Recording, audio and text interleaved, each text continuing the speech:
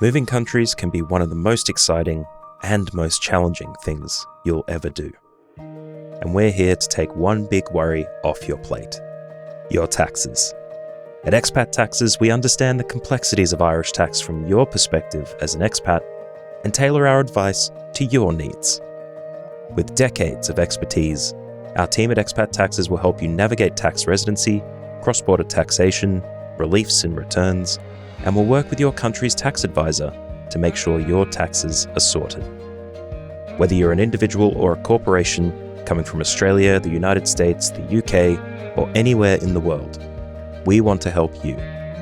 So visit us at expattaxes.ie to book a consultation today, and let's make moving to Ireland easier together.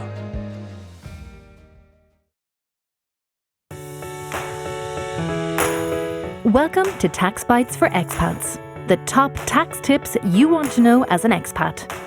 The podcast is here to help answer the common queries and concerns expats have when moving to or from Ireland. Complex taxes explained simply. We'll focus on the Irish and international tax issues to be aware of to ensure you save time, money, and stress. Hi everyone, welcome to this episode of Tax Bites for Expats. This episode I'm talking to Alexander Marino, who is a director of US tax law at Moodys Tax, where he leads the firm's US tax practice group and the world's largest US citizenship renunciation practice. Alex's team helps hundreds of clients annually across 6 continents navigate the complex legal and tax aspects of renouncing US citizenship or green card status. He's a recognised authority on expatriation and cross-border tax law, and he regularly speaks at global webinars, and he advises clients on international estate planning, corporate tax, and US compliance. He holds law and tax degrees from Duquesne University and the University of Florida, and he is a member of the New Jersey and Pennsylvania Bar's ABA tax section and STEP. Alex, in the middle of all that, I'm really, really grateful that you actually have time to talk to us. Thank you for joining us on today's episode. Before we jump into some of the tax-specific info, maybe you can just tell us a little bit about how you found yourself to this stage of your career. What drew you to this area of legal practice? Yeah, I mean, we started our expatriation practice group here at Moodys probably about 12 years ago, which, of course, as you correctly indicated, is broken up between individuals or expats abroad looking to renounce U.S. citizenship, and then, of course, green card holders looking to terminate their long-term permanent resident status. And unfortunately, green card holders living abroad are in the same soup as our U.S. citizens living abroad. And really what drew me to this practice was, as a young lawyer, seeing thousands and thousands of clients come in, getting hit with this double tax problem. As you probably know, the U.S. is pretty much one of the only countries in the world that taxes on citizenship and green card status, not just residency. So client after client coming in with the expensive legal fees, accounting fees annually, subject to double taxation, whether it be on their incorporation, sale of the home, ETFs, mutual funds, gift, transition tax, plus the issues in death with the U.S. estate tax. It felt like we weren't offering cures, we were offering treatment year after year after year. And the cure to this double tax problem, should individuals deem it to be workable within both their financial and emotional aspects of their life, is to properly terminate the status. I always jokingly say, if you're a U.S. citizen living abroad or green card holder living abroad, you've got 2 hands in your cookie jar. You've got the U.S. and, of course, the jurisdictional tax authority of the country you live in. And the ideal, and you can get this tattooed anywhere on your body and it'll be true forever, is it's always better to be taxed by one country than 2. So if we're not going to get your local jurisdiction's hand out of the cookie jar, then how do we properly terminate and get the U.S. hand out of the cookie jar? And you can't just slide the passport, unfortunately, under the embassy door. There are multiple potholes, landmines along the way that we help 1,000+ clients a year on 6 continents properly navigate. Wow. And it actually leads really nicely to my next question then, which is, you've alluded there to the tax issues that, are front and center of your mind and your team's mind. But when people come to you, what is driving them to take what is a massive step? And Has that changed over time in your time in practice? Yeah, I mean, there's the obvious, elephant in the room, which is to say, is it tax or is it politics that are driving people to give up citizenship, regardless of which side of the aisle you may find yourself on, and whether it's the Obama administration, the Trump administration, the Biden administration, and back to the Trump administration, we've seen a steady incline, people giving up their U.S. status. While politics is always a factor, I don't think it's the main driver. I think at the end of the day, where we're seeing individuals come to the table of all political stripes is the tax issues. If you're living in a high tax jurisdiction like the UK and a very famous former prime minister of the United Kingdom, Boris Johnson, and you've done well on your principal residence and you go to sell it, cutting a check to Uncle Sam for hundreds of thousands of pounds on the sale of your principal residence is for a country you don't live in makes no sense. Paying thousands and thousands in legal fees every year for tax compliance, the stress, the headache, the hassle, inability to invest in things that you should in the jurisdiction that you're in, whether it's ETFs, mutual funds, corporations, partnerships, trusts, ISAs, pensions, Yeah. that don't mirror up correctly with the US regime. And then, of course, succession planning. The US estate tax is a bugaboo to plan for. I always jokingly say it's quite easy to plan for. You need to know when you'll die, what order you'll die in, how much you'll be worth when you die, and who will be in political power in the year you die. That's very true. Crystal ball. Most of us don't even know one of those, let alone all of them. So when you look at it, whether you're a low income individual, medium, high net worth, ultra high net worth, living in a high tax jurisdiction like the UK, Germany, Switzerland, or you're living in a very low tax jurisdiction, Saudi, UAE, Cayman, BVI. If you're in that high tax jurisdiction, paying hundreds and hundreds of thousands, if not more, the headache, the stress on family. I always jokingly say the people who are the happiest to see a U.S. citizen expat renounce are the non-citizen spouses they marry. The economics of it are virtually impossible at any level of net worth or income to say, hey, it's better off for me financially long term, even if I'll never pay a single cent of tax to the U.S., for me to pay thousands and thousands and thousands and tens of thousands and the stress and the inability to invest, as opposed to solving the problem for 8 to 10,000 pounds for the next 40 years. Mm. So it's really an economic exercise where you're looking at it going, okay, if emotion isn't a factor here, let the calculator be your guide.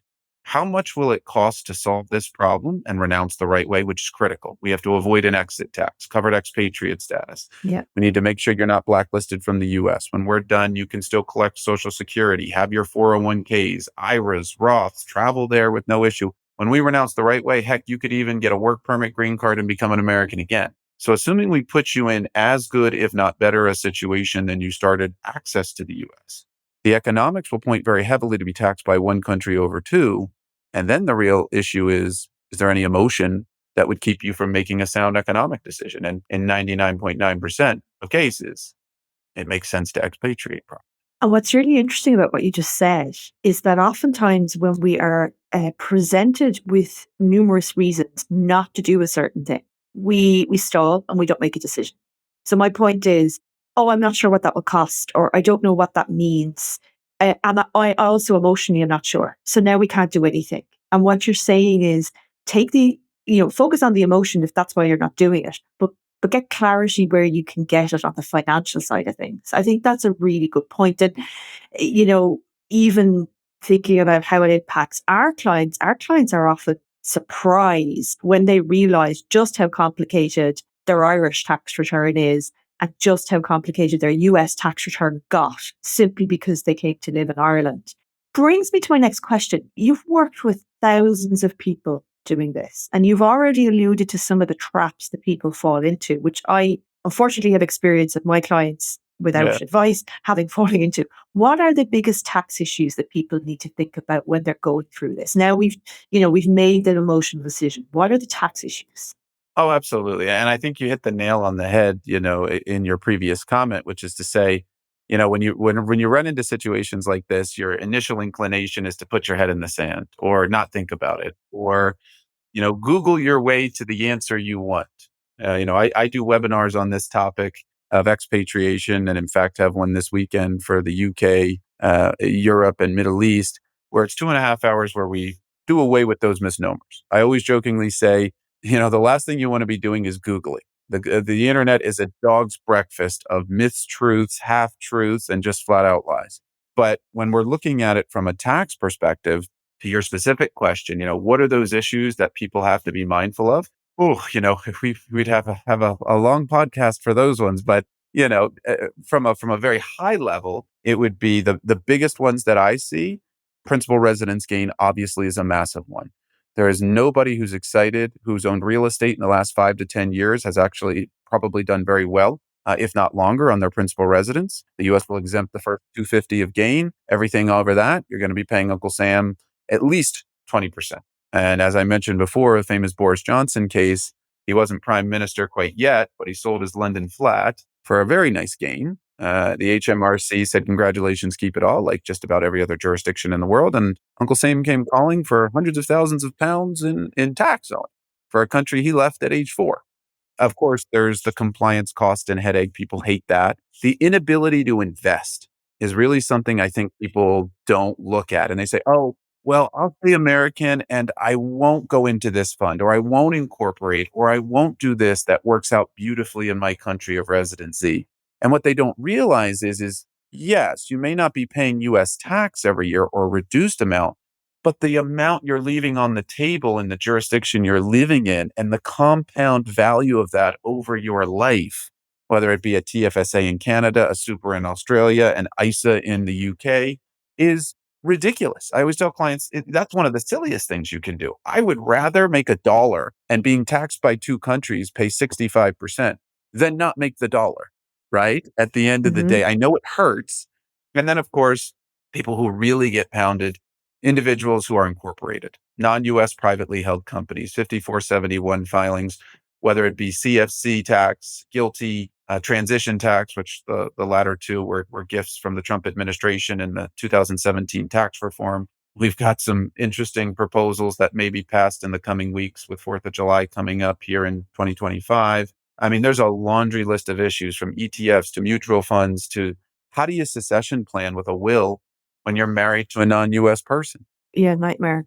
We have a whole section on our webinar is you may not even know it, but your children could be US. We've seen that with Meghan Markle, Prince Harry, and baby Archie. Baby Archie is an American citizen, born in the UK, dad non-US, mom US, but lived there 5 years too after her 14th birthday. So we identify not only the individuals at the parental level, but also, in that 2.5 hour webinar, when we get to that slide, that's usually the slide where people get the most upset when they find out their kids or grandkids are also US. And then we end up maybe going from renouncing mom to renouncing a family of 6. That's an interesting point because, again, for people who are maybe on the fence with the decision, maybe I'm not sure if I'm emotionally tied. I probably got a little bit less emotionally tied when I found that out. Do you know what I mean? So in other words, you're almost allowing yourself to be in a position to make an informed decision. A lot of the time, what we experience with clients, and completely understandably, is they're hit with so much information from the Google search, from ChatGPT, that it almost becomes difficult to make a decision because they don't know which way to look. And where I think you're really bringing huge value, even in this conversation, is really distilling down, this is the decision you've made. You've booked your flight. You're already there. This is what's going to happen over the next 10, 15, 20 years of your lifetime and beyond for the next generation if you don't actually think this through. I think that's so, so helpful. But in terms of, the other legal issues or the emotional issues, do you find people tend to sit on the fence for long periods of time? Or once people get to you, that decision's taken, we're going to do it, let's just move ahead? Oh, I think what you just said is exactly what happens. People, when you're trying to, like we said, do not Google your way to an answer here. Renunciation and the issues associated, just on the US side alone, you have tax law, immigration, Social Security, USCIS, Homeland Security, State Department, Foreign Affairs. You'll get, people say, I Googled a question on renouncing. I got 14 different answers. Which one's right? And I say, they're probably all wrong. You get a great State Department answer, which is horrific for Social Security, or great immigration, terrible for tax. And, unfortunately, I always tell clients, you need a tax lawyer to go through this. I love immigration lawyers. We have an immigration practice based out of our Toronto office. They're salt of the earth people, but no one is tuning into our webinars, renouncing citizenship, considering this option because they're jazzed up about immigration. It's tax. And when someone comes in, it's really they've felt like they've been drinking out of a fire hose and they don't know where to turn and they don't know what to believe. And what I always say, it's an exercise in psychology where they'll read 15 different articles and pick the one they like the most to make them feel better and sleep at night. Most of the time, it's not the right answer. But what we do with clients is we sit down and say, look, what are the biggest issues? Obviously, clients come in and go, I know I have a tax problem. I'm paying out of the nose. It's costing me hundreds of thousands, if not seven figures, the stress, the headache, the hassle. I hate springtime. It feels like tax season is year round, and we get it.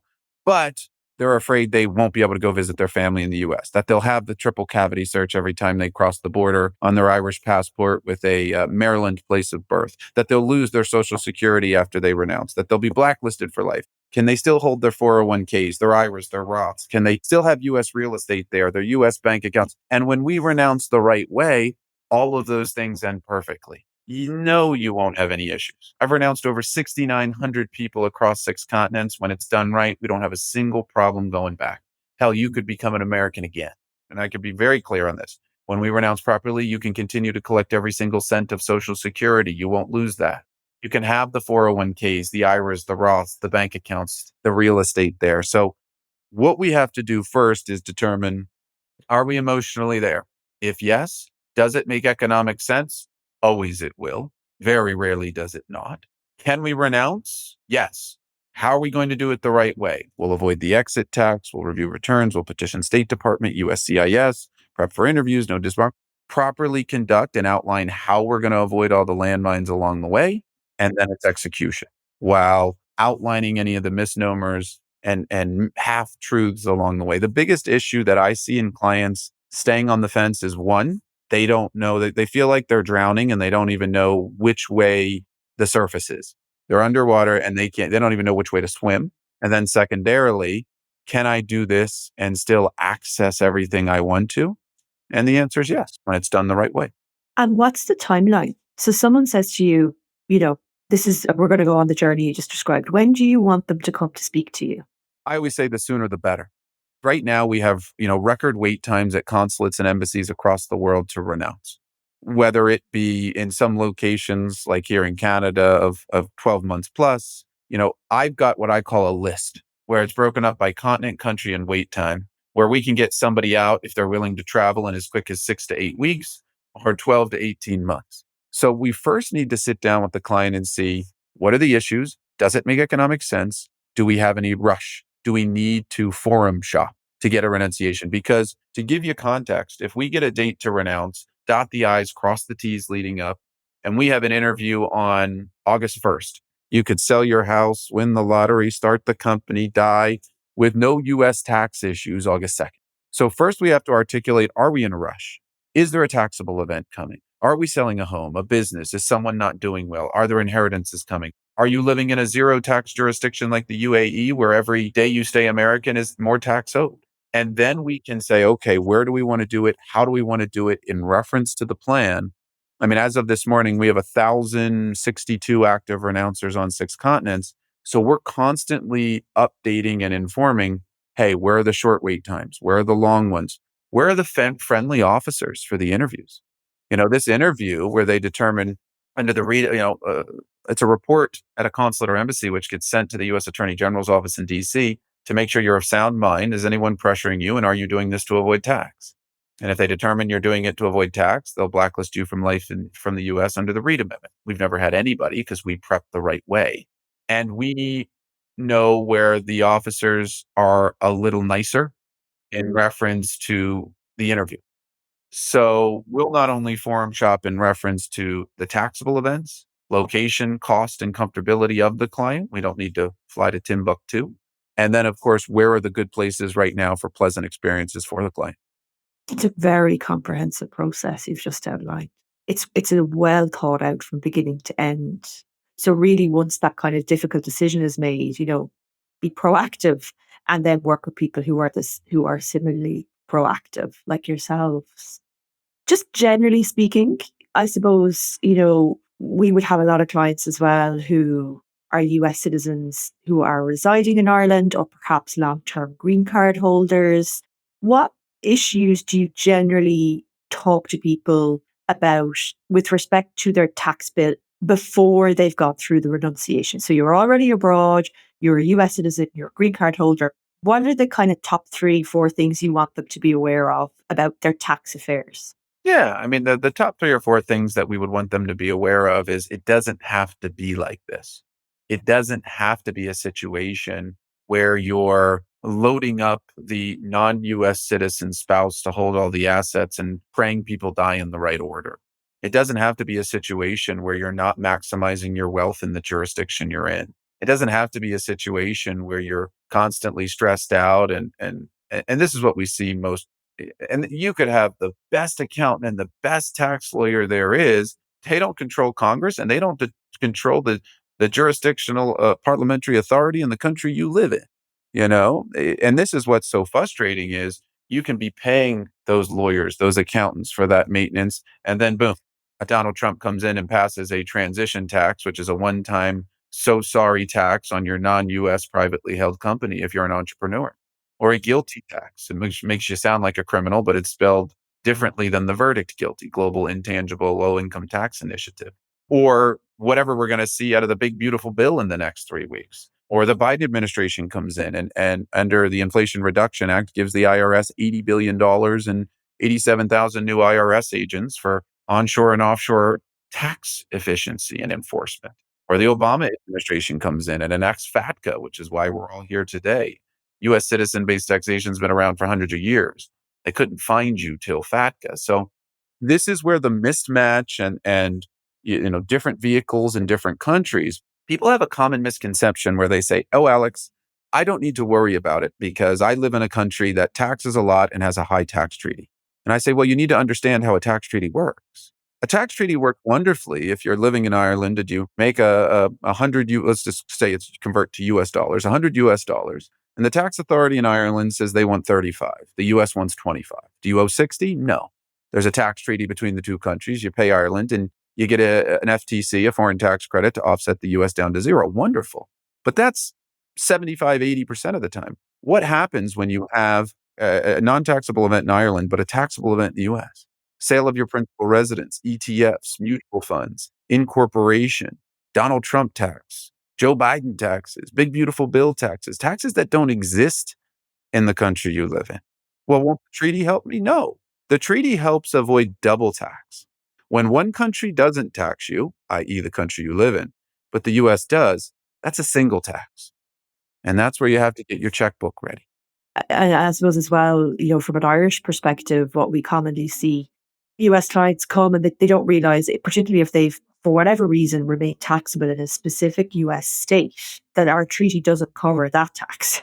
Now, obviously, you can still be a US citizen and not paying that, depending on where, the fact pattern. But the point being, it plays exactly to the heart of what you're saying. There can be this overarching feeling of, oh, well, it's okay because of this reason. You're entirely right. We have cases like that where, for whatever reason, we have a principal private residence relief exemption in Ireland, very similar to the one that you alluded to in the UK, which would give rise to a liability in the US under US law, but nothing here in Ireland. So it is entirely something to consider. I suppose in the run-up, the US doesn't just let you go, does it? There is a potential exit tax. Can you talk to that slightly? Yeah, whether you're a long-term permanent resident green card holder or a citizen renouncing, Code Section 877 Cap A governs the exit tax. So our job is to take a client who's either a dual citizen or more, or a green card holder, and navigate all the landmines along the way over a 2 to 6 month period where they come out treated like any other citizen of their fallback passport, no better, no worse. And one of those hurdles is exactly what you just indicated, which is avoidance of the exit tax. Well, first of all, what's an exit tax? An exit tax is a deemed disposition of everything you own in the world, but you didn't really sell it. That's bad. What we do, and there's two types of people when you're done properly, or when you're renouncing US citizenship or terminating long-term permanent resident status, it can end one of two ways. You can either be a covered expatriate, which means you didn't do it the right way and the exit tax applies, or you're an expatriate, which means you followed the rules correctly, planned accordingly, and the exit tax doesn't apply. One is an amicable divorce, the other is not. So what we do with 99% of our clients is we avoid the exit tax, avoid the inheritance tax, retain benefits, make sure you can access the US, no travel restrictions. We get rid of all the bad, keep all the good. And right now is the best time in history for individuals to look to renounce and avoid and terminate green card status and avoid the exit tax, because one of the criteria is and there's multiple, is a net worth test. If you're worth a certain amount. And there are gifting exemptions under the Trump administration that right now for US purposes, which have never been this high, we could properly plan and avoid the exit tax for individuals in the 15 to 17 million range or lower. If Kamala Harris would have won, that number would have dropped to 3 or 4 million. So it's the heyday of planning to avoid the exit tax for higher net worth persons. Now, of course, we have clients, and God bless them, that are worth, many times that. Why would somebody worth $100 million renounce? Well, because in those situations, we'll purposely walk them into the exit tax with proper planning, pay $1 million, $2 million exit tax, which is a whole lot better than dying and paying $40 million in estate tax. So what I always tell clients is, in determining whether to renounce, it's not a zero-sum game analysis. What it is what is the cost to go through this? Usually legal fees, a government fee of $23.50. We charge somewhere around, your average file is about 8 to 10,000 euros to renounce. And we ask ourselves, do we want to pay 10,000 euros over the next 6 months in legal and government fees? Or are we better off spending the next 40 years of our life getting double taxed? And there isn't a person on the economic scale where the answer isn't better economically to get rid of it, but at the same time, it needs to be done the right way. We want to come out of this completely unscathed, almost like it didn't happen, to the point where if we're falling back on our Irish passport, we're actually better than your standard Irish citizen only who was never American and renounced, because we'll still have our social security number Yes. to use in the US, whether it's bank accounts. It's a very interesting area where both economics, emotion, politics, family all coincide. And I think, we're probably back to where we started, which is like taking all of that into account. Don't put it into the too hard basket. Ask the question, do the sums, and then speak to the experts. Because, even listening to you, and we do this every day, but obviously, we work with some clients who are renouncing, limited, to be honest, more, handing back green cards. And, our advice always is, get US advice, be careful. Do not sleepwalk into a problem. Perhaps the rhetoric is, there are opportunities here that you may not yet have considered. Sometimes flipping the narrative of this is an extreme thing to do because of an extreme view, it actually might be a very financially sensible thing to do when all facts are considered. Yeah. And especially when we have green card holders, you bring up a really good topic with the green card holders, because green card holders say, oh, my green card expired. I threw it in a drawer 30 years ago. Well, that doesn't mean that you're still not taxed. That means for immigration purposes expired. But I always tell clients, just because your US passport expired, does that mean you're not a US citizen or an Irish citizen or a Dutch citizen? No. It means you need to renew a piece of plastic. So our green card holders can get wild surprises and find themselves in the same soup tax-wise as citizens. But I agree wholeheartedly. The last thing that you want to do is put your head in the sand. Nothing good can come of that. It gets harder year over year. I've been doing this 12, 13 years now, and I've done thousands and thousands, and more than any human being on earth by a lot. And I have never had someone come to me and say, I'm really glad I waited. Things got better. Laws get harder. Governments are more bankrupt on wherever you're living or citizen of. The different administrations, legislation, just in renouncing alone, that $2 million threshold to avoid the exit tax is one of the only non-inflation adjusted numbers in the Internal Revenue Code. It's been 2 million since 2008. Do you know how much easier it was to renounce and be less than 2 million US dollars in 2008 than 2025? So nothing good comes of waiting. I always say the worst thing that happens is we have a conversation. You, at least, whether you decide you just can't give it up or you decide you want to give it up tomorrow, you can stop walking around with a blindfold on and at least know where you are, where you stand, what you want to do. And if you want to keep it, at least you know the hits that are coming. Alex, there's going to be a lot of people listening to this who either are on the fence, not sure about a decision. Two things I'd love you to share so that we can drop them into the show notes are A, how do people contact your team? Who's the best person to reach out to? And B, is there webinars that are easily available online that people can purchase or access if they have questions before they actually formally engage you guys? Absolutely. To the first question, it would be myself. So Moodys Tax or Moodys Tax Law is the firm. My name is Alex Marino. Of course, you can just Google myself, my email, AMARINO at moodystax.com. We do webinars on this. In fact, as I mentioned, I'm doing one for Europe, UK, and the Middle East this Saturday morning. It's a 2.5-hour webinar, which is literally a deep dive into everything that is renouncing, keeping it, compliance, amnesty programs, who's American, who's not, misnomers, legislation. It's a live webinar, and you can ask questions on the fly. There's a giant screen in front of me at a studio, so I'm answering them live as we go. If you can't make a live one, completely understand. You can email myself or reach out, and we send a recording of it, and we don't charge for this. We're not hiding the law from anybody. We want people to be educated on what this is.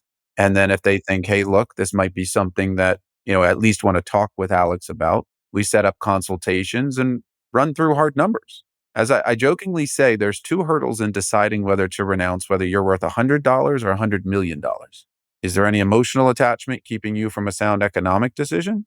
If no, is it a sound economic decision? And for 99% of you, the answer will be it's a sound economic decision not to be taxed by 2 countries. But let's work through the issues. We're not jumping in the deep end without our swimmies on.